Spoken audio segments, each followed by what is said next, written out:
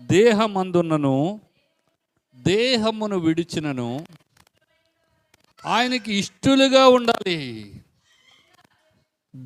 దేహం అంటే ఈ దేహాన్ని ఏం చేస్తాం ఒక రోజున మనము విడిచిపెట్టి వెళ్ళిపోతాం. ಈ ದೇಹವನ್ನು ಬಿಟ್ಟು ನಾವು ಹೋಗ್ಬಿಡ್ತೀವಿ.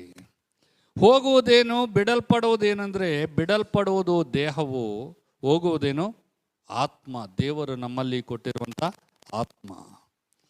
ಅಲ್ಲಿ అక్కడికి వెళ్ళిన తర్వాత ఏం జరుగుతుంది? 10వ వచనం, ఎందుకనగా తాను జరిగించిన క్రియల చొప్పున అవి మంచివైనను సరే చెడ్డవైనను సరే దేహముతో జరిగించిన వాటి ఫలమును ప్రతివాడు పొందినట్లు మనమందరము క్రీస్తు న్యాయపీఠం ఎదుట ప్రత్యక్షం కావాలి. అంటే మన ఫైనల్ డెస్టినీ ఎక్కడికి అంటే క్రీస్తు న్యాయపీఠం.